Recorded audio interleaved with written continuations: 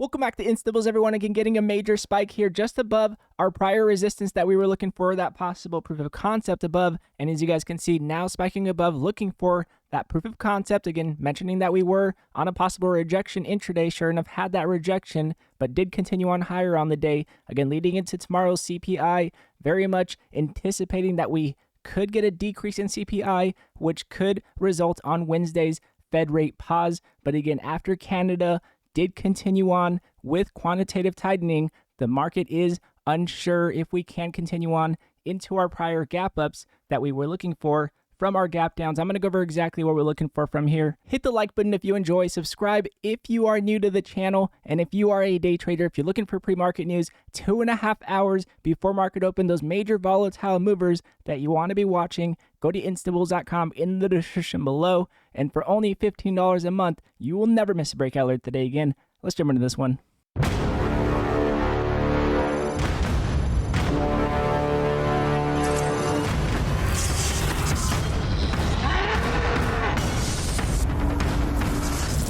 So jumping into the spot with you guys here again, looking at our daily candle structure so we can anticipate what we're looking for going into tomorrow. Again, we have CPI coming out. We are going to be looking for a decrease in CPI so that we can possibly get that Fed rate pause. But again, a lot of Feds are mentioning that we want to see a continuation on decreases in inflation, which if we do get a decrease in inflation tomorrow, we may still even get that 25-point base rate hike. And again, if that does happen, we do not want a false break to the upside. Again, we could even get a continuation that would still be no major bullish candle structure quite yet other than a continuation. We would be looking for that consolidation and that retest here at resistance, looking for that possible continuation on an engulfing candle. Again, that bullish candle structure is key here. So again, if we do get that spike, we do continue on above resistance here. We do want to make sure that Wednesday is not a false break to the upside and that possible cool down after a nice rally that we've been getting. So again, we are going to see exactly what CPI comes out as tomorrow. In my opinion, with CPI coming out lower tomorrow, a lot of people may assume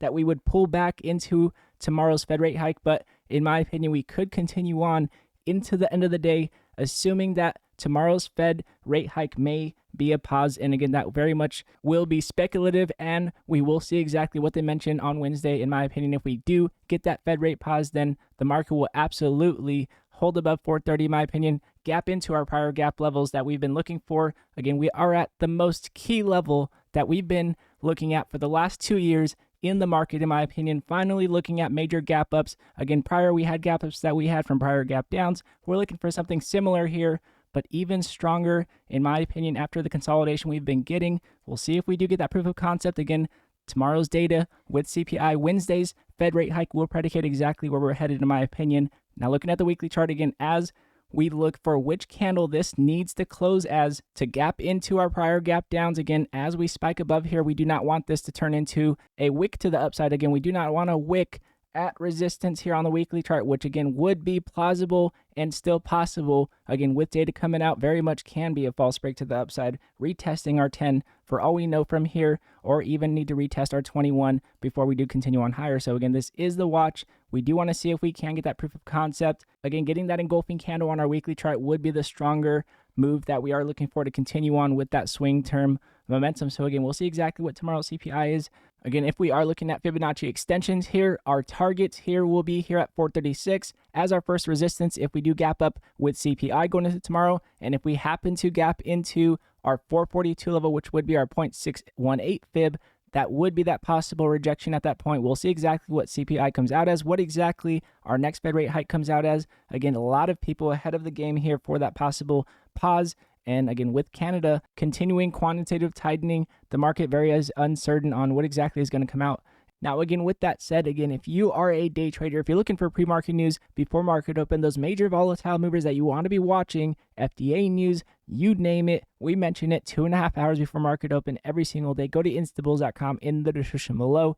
And for only $15 a month, you will never miss a breakout alert today again. And again, all of you Instables, I appreciate every one of you guys as always. Continuing to take what the market gives us, staying blessed is what we will continue to do in the Instables room. Again, just staying cautious leading into CPI and pre-marketing and coming out 1 hour before market open, and our Fed rate hike coming out at 2:00 p.m. Eastern time on Wednesday. Again, just keeping in mind that we will be anticipating that Fed rate hike into the next day. And again, if you guys do like this video, it does help the channel grow.